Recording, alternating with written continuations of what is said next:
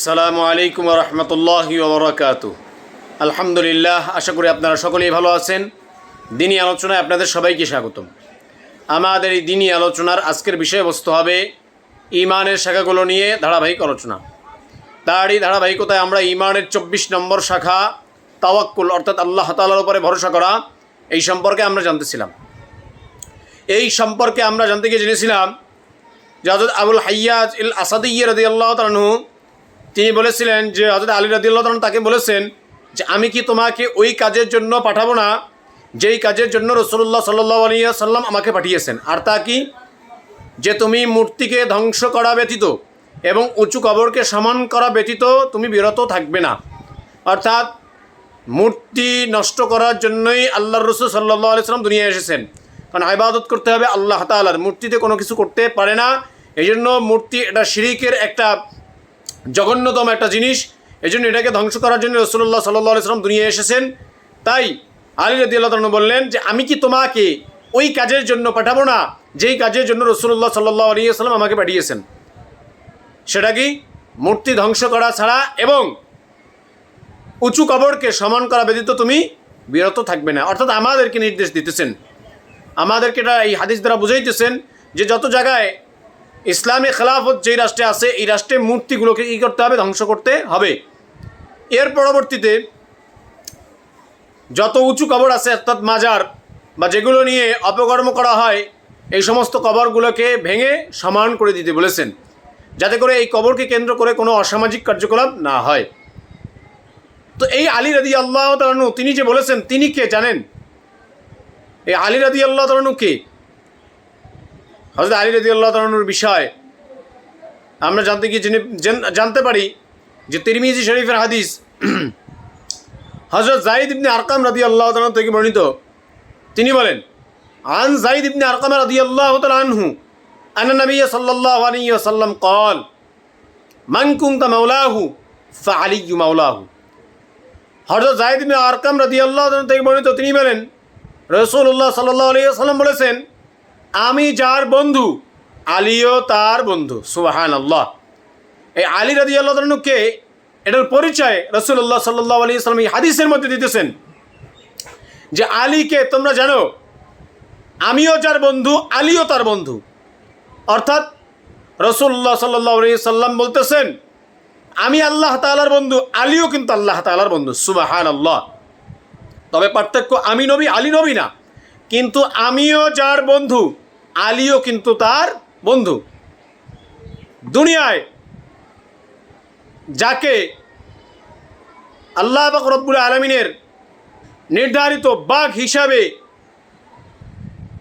যাকে আমরা দেখতে পেতাম যে যিনি যুদ্ধের ময়দানে তার বীরত্বের ঘটনা আমরা সবাই জানি, যে যার একটা লকব আছে শেরে খুদা অর্থাৎ আল্লাহ তাআলার বাঘ। এই আলী রাদিয়াল্লাহু তাআলা আনহুর বিষয় রাসূলুল্লাহ সাল্লাল্লাহু আলাইহি ওয়াসাল্লাম বলতেছেন মান কুনতা মাওলাহু ফাআলিয়্যু মাওলাহু। এই আলীকে তোমরা জানো আমি যার বন্ধু আলীও কিন্তু তার বন্ধু। অতএব আলী রাদিয়াল্লাহু তাআলা আনহুকে খাটো করে দেখার কোনো সুযোগ আমাদের নেই। এরপর রাসূলুল্লাহ সাল্লাল্লাহু আলাইহি ওয়াসাল্লাম তার ব্যাপারে আরও বলেন যে আলীকে জানো যাকে যদি কোনো মুসলমান দেখে তাহলে সে দোজখে যাবে না। তিরমিজি শরীফের হাদিস। রাসূলুল্লাহ সাল্লাল্লাহু আলাইহি ওয়াসাল্লাম বলেন আন জাবির রাদিয়াল্লাহু তাআলা قال عن جابر رضي الله عنه عن النبي صلى الله عليه وسلم قال রাসূলুল্লাহ সাল্লাল্লাহু আলাইহি ওয়াসাল্লাম বলেন যে ওই ব্যক্তিকে জাহান্নামের আগুন স্পর্শ করবে না রাআনি আও রাআ মান রাআনি, যে আমাকে দেখেছে অথবা যে তাকে দেখেছে যে আমাকে দেখেছে। অর্থাৎ যে সরাসরি আমাকে দেখেছে তাকে জাহান্নামের আগুন স্পর্শ করবে না, অথবা যে আমাকে দেখেছে তাকে যে দেখেছে তাকেও জাহান্নামের আগুন স্পর্শ করবে না। সুবহানাল্লাহ। তাহলে আলী রাদিয়াল্লাহু তাআলা আনহু ঈমানের সহিত রাসূলুল্লাহ সাল্লাল্লাহু আলাইহি ওয়াসাল্লামকে দেখছেন কি দেখেন নাই? অবশ্যই দেখছেন। অতএব আলী রাদিয়াল্লাহু তাআলা আনহুকে দেখলে কোনো মুসলমান দোজখে যাবে না। এত বড় ফজিলতপূর্ণ সাহাবী এই আলী রাদিয়াল্লাহু তাআলা আনহু, তিনি ছিলেন কাজীউল কুযাত, বিচারকদের একটা বড় দৃষ্টান্ত, যে তার মতো সূক্ষ্ম বিচারক আর কেউই দুনিয়ায় ছিল না। তিনি এত সূক্ষ্মভাবে বিচার কার্যক্রম করতে পারতেন, যার উদাহরণ তিনি বিচারক থাকা অবস্থায় একজন মহিলার একটা ঘটনা থেকে আমরা জানতে পারি। সেই ঘটনা কি, আল্লাহ যদি তৌফিক দান করেন আগামী পর্বে সেটা নিয়ে বিস্তারিত আলোচনা করব। তো এই আলী রাদিয়াল্লাহু তাআলা আনহু, যার কথা রাসূলুল্লাহ সাল্লাল্লাহু আলাইহি সাল্লাম বলেন যে আমি যার বন্ধু, আলীও কিন্তু তার বন্ধু। শুধু তাই না, রাসূলুল্লাহ সাল্লাল্লাহু আলাইহি সাল্লাম বলেন লা তামাসসানান নারু মুসলিমান রাআনি আও রাআমান রাআনি, যে তোমাদের কোনো মুসলমানকে কোনো আগুন, তোমাদের মধ্যে মুসলমানদেরকে আগুন স্পর্শ করবে না, জাহান্নামে যাবে না যে ব্যক্তি আমাকে দেখেছে, অথবা যে আমাকে দেখেছে সে তাকে দেখেছে।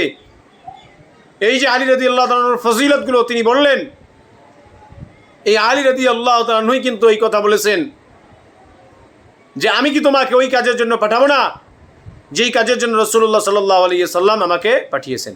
সে কাজটা কি? তুমি কোনো মূর্তি ভাঙা ব্যতীত, ধ্বংস করা ব্যতীত এবং উঁচু কবরকে সমান করা ব্যতীত তুমি বিরত থাকবে না। তার মানে আলী রাদিয়াল্লাহু তাআলা আমাদেরকে বুঝাইলেন যে রাসূলুল্লাহ সাল্লাল্লাহু আলাইহি সাল্লাম তিনি মূর্তি ভাঙতেই দুনিয়াতে এসেছেন, তিনি কিন্তু কোনো মূর্তি বানানোর জন্য দুনিয়াতে আসেননি। অতএব আমাদের সবাইকে এই সমস্ত গর্হিত কাজ থেকে বিরত থাকতে হবে এবং সব ক্ষেত্রে আল্লাহ পাক রব্বুল আলামিনের উপরে ভরসা করতে হবে। যদি আল্লাহ পাক রব্বুল আলামিনের উপরে ভরসা করা যায় তাহলে ঈমানের এই শাখাটিকে পরিপূর্ণ করা যাবে। আল্লাহ পাক রব্বুল আলামিন আমাদের সবাইকে তার উপরে ভরসা করে ঈমানের এই শাখাটিকে পরিপূর্ণ করার তৌফিক দান করুক, আমিন। ওয়া আখির দাওয়ানা আলহামদুলিল্লাহি রাব্বিল আলামিন। আসসালামু আলাইকুম ওয়া রাহমাতুল্লাহি ওয়া বারাকাতুহু।